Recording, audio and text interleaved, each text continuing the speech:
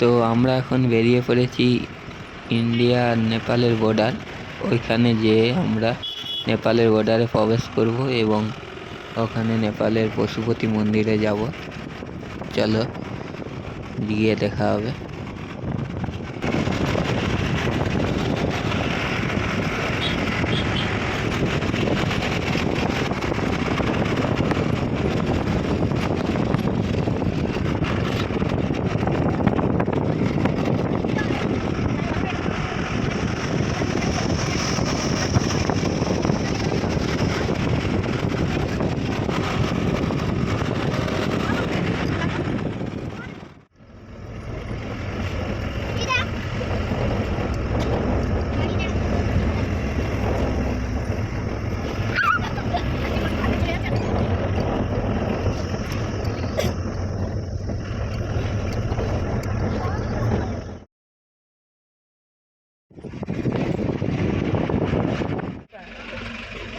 ওটা পড়বে এবার ঢুকতে হবে।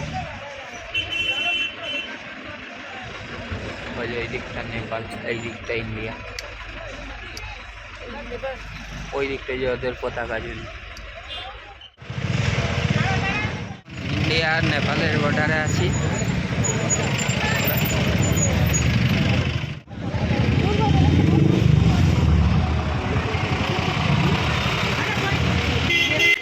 তো তোমরা এখন দেখতে পাচ্ছ আমরা এখন ইন্ডিয়াতে আছি।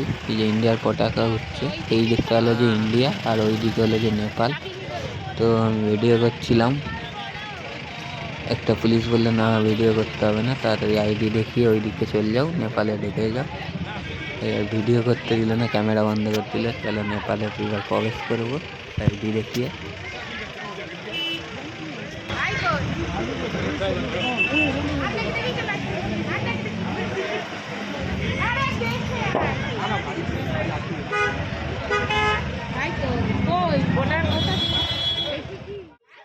এই যে দেখতে পাচ্ছ এখানে ওয়েলকাম টু নেপাল লেখা আছে আর নেপালে পতাকা উঠছে, তার মানে আমরা এখন নেপালে চলে এসেছি।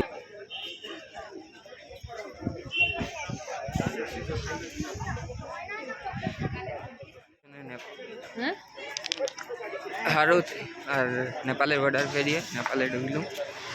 এই যে নেপাল, এইখান থেকে আমরা পশুপতি মন্দির যাব কি করে বুঝতে পারছিলাম না, তাই যে একজন এসে বললে গাড়ি লাগলে বলো, 300 টাকা লাগবে, নিয়ে যাব পশুপতি মন্দির। তাই দেরি না করে আমরা চেপে পড়লাম গাড়িতে এবং পশুপতি মন্দিরের দিকে গেলাম।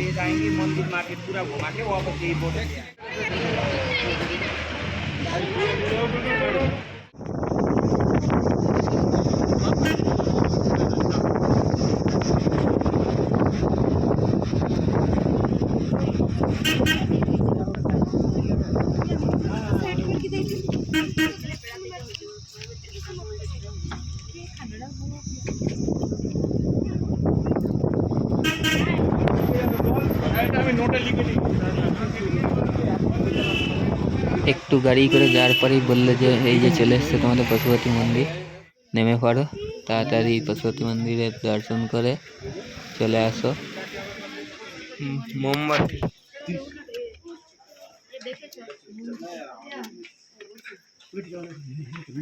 ভালো লাগছে না?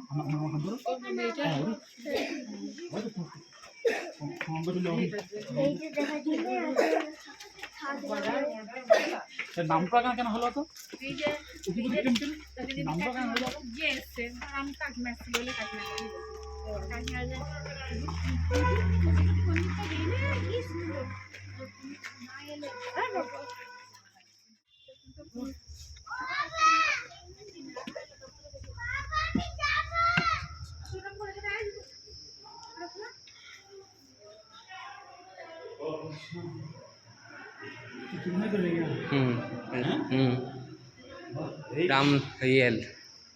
রাম আর সীতা। আমরা পশুপতি মন্দিরে প্রবেশ করার পর দেখি না একদিকে আছে রাম সীতা বজরংবলী,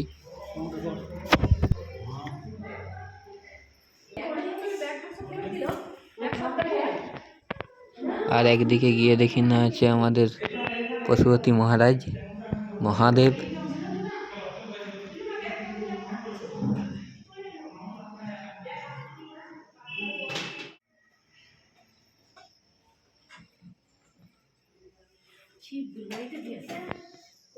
আমরা তাড়াতাড়ি মহাদেবের দর্শন করে মার্কেটের দিকে চলে গেলাম গাড়ির কাছকে।